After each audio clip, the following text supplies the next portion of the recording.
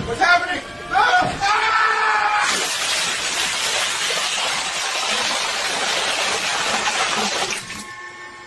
New York शहर में एक दिल दहला देने वाली घटना सामने आई है, जहां एक व्यक्ति की एमआरआई मशीन के चुंबकीय प्रभाव के कारण मौत हो गई है। बता दें 61 वर्षीय Keith Mac Allister Nassau open MRI centre में अपनी पत्नी के साथ पहुंचे थे, जहां उनकी पत्नी का घुटने का स्कैन होना था। इस दौरान कीथ एक भारी मेटल चेन पहनकर एमआरआई रूम में चले गए। जैसे ही मशीन के पास पहुंचे, मशीन के शक्तिशाली मैग्नेट ने उन्हें जबरदस्ती अपनी ओर खींच लिया। उनकी पत्नी एड्रियन जोन्स मैकएलिस्टर ने एक इंटरव्यू में बताया कि घटना इतनी तेजी से हुई कि समझने का भी वक्त नहीं मिला।